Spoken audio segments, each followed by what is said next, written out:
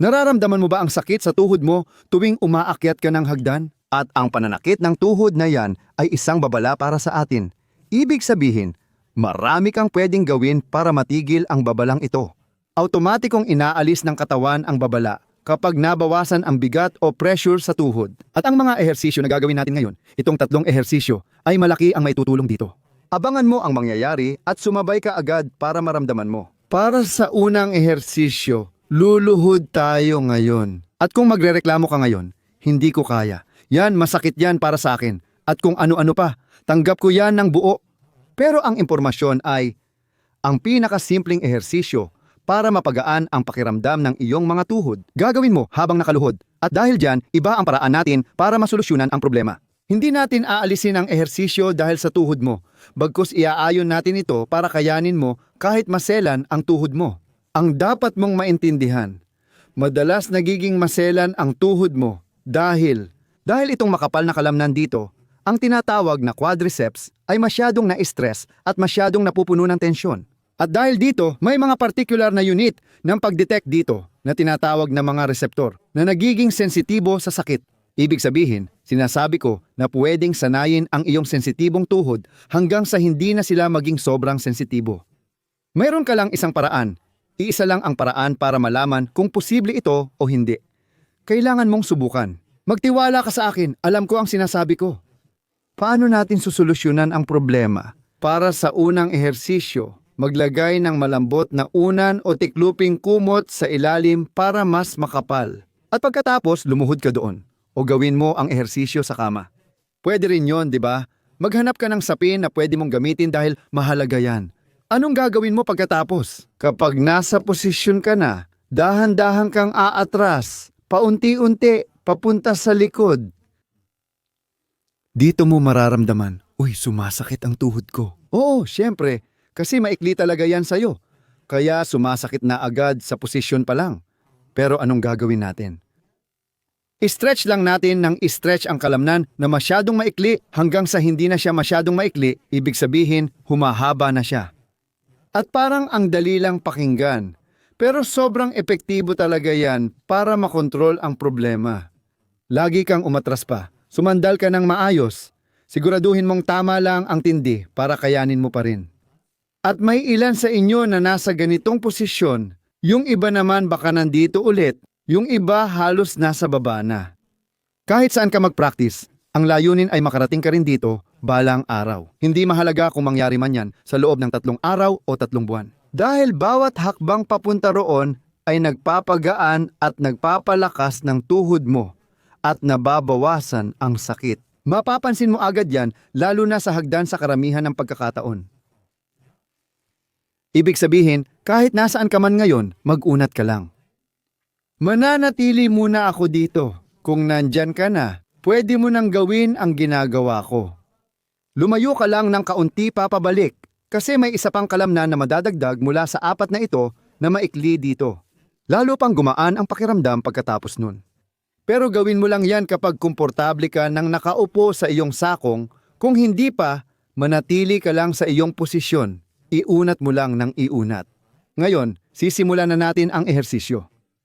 Ibig sabihin, subukan mong idiin ng madiin ang ibabaw ng iyong paa sa sahig at iunat ang iyong binti hanggat maaari. Nagbibigay ito ng lakas at flexibility sa mga kalamnan pero mahalaga ring malakas sila. Pagkatapos, bitawan mo lang. At mapapansin mo, makakapasok ka pa ng kaunti sa pag-unat kahit nasaan ka man, makakaya mo pang umabot ng kaunti pa. At pagkatapos, ulitin mo ulit. Itulak mo ang mga paa mo ng kasing lakas ng kaya mo laban sa sahig, talagang idiin mo ng mabuti. Mag-relax ka ulit at pumasok ka pa ng kaunti. At ulitin mo, idiin mo ng malakas. Gusto mong idiin ang mga paa mo sa sahig, sa kama, sa nakatiklop na kumot na kinahihigaan mo. Kahit ano pa, idiin mo, idiin mo, idiin mo. Mag-relax ka at pumasok ka pa ng kaunti. At ulitin, idiin mo, idiin mo, idiin mo, idiin mo. Tapos mag-relax ka at pumasok ka pa ng kaunti. At pagkatapos, kahit anong posisyon ka manggaling, humiga ka ng padapa. At pagkatapos, hilahin mo ulit ng aktibo ang mga sakong mo papunta sa puwitan mo, ang mga daliri ng paa mo papunta sa sakong. At hilahin mo palalo. At napakahalaga nito. Dahil ngayon natututo ang mga kalamnan sa harap at likod, sa tuhod mo, sa binti mo, na mag-adjust sa isa't isa. At mag-communicate sa isa't isa kung paano nila mababawasan ang bigat sa kasukasuan. At hilahin, at hilahin. At hilahin pa ng kaunti at pakawalan ulit. Ngayon, tumayo ka na, tayo ka na. Maglakad ng ilang hakbang. Kung may hagdan, pwede kang umakyat ng isa o dalawang baitang. At mapapansin mo siguro, ay mas madali na pala ito. Oo, sige, tapos na tayo sa harapan. Ngayon naman, tungkol naman ito sa likod, lalo na ang mga binti. Kasi humihila ito mula sa ibaba at nagdudulot ng pananakit ng tuhod dahil hinahatak ng hita ang ibabang bahagi ng binti. Lumapit ka sa isang pader, ilagay mo ang kanang paa sa likod at tuwid na tuwid ang tuhod. Tingnan kung hanggang saan ka makakaatras para maramdaman ang pag-unat sa itaas ng binti. At pagkatapos, dahan-dahan kang lalapit palalo hanggang sa punto na mararamdaman mong ang itaas na bahagi ng binti mo ay positibo pa rin ang pakiramdam. Gawin ito ng dahan-dahan at maingat. Sumandal sa pader at huminga ng malalim. At unti-unti kang pumasok sa pag-unat na ito. Siguraduhin mo na ang likod na paa. Ibig sabihin, ang kanan ko ay hindi nakaturo palabas o nakapaling sa labas, kundi tuwid na nakaturo papunta sa pader. Ibig sabihin, nakatayo ito sa 90 degree na tamang anggulo sa pader.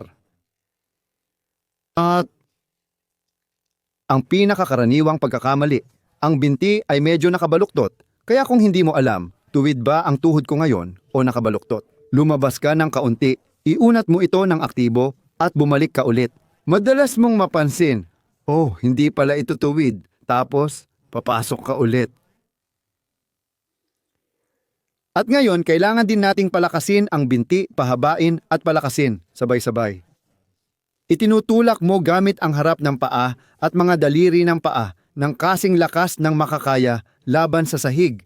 Talagang idiin mo ng mabuti. Habang ginagawa ito, panatilihing tuwid ang tuhod, idiin ng mabuti, pakawalan, at pumasok pa ng mas malalim. At mapapansin mo, may nangyayari. Mapapansin mo tuwing ginagawa mo ang lakas na ehersisyong ito. Pinapalakas nito ang kalamnan sa mahina nitong anggulo. At sabay nito mas magagawa mong mag-inat ng mas maayos pagkatapos, tuloy pa, at ulit, itulak mo ang harap ng paa mo laban sa sahig. Talagang idiin mo ng madiin, idiin mo ng todo, at pagkatapos ay bitawan. At mag-inat pa ng mas malalim. At isang beses pa, pangatlong ulit. Itinutulak mo pababa ang sahig. Siguraduhin mong tuwid na tuwid ang tuhod. Pinapaluwag at ipinapasok pa. Ngayon, ilalabas mo na. Iunat ang binti sa harap at hilahin ang paa at mga daliri papunta sa tuhod. Magsikap ka palalo. Ang pinakamataas na pagsisikap ay nangangahulugan ngayon ng pinakamataas na pag-aayos ng kalamnan sa magandang kondisyon. Oo, hilahin mo pa.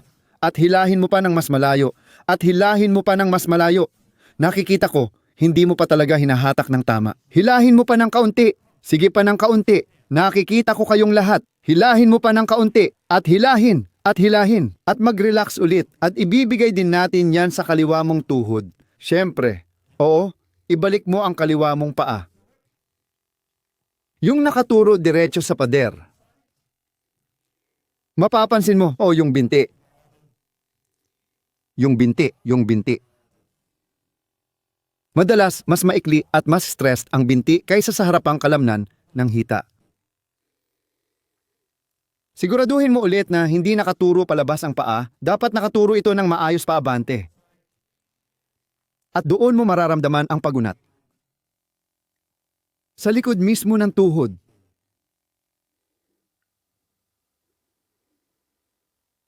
Hanapin mo ang intensity na kaya mo pang tiisin.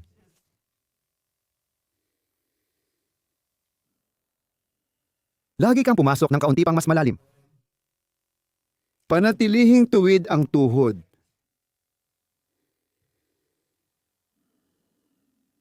Mapapansin mo kung paano napapalaya ang tuhod mula sa malakas na puwersa.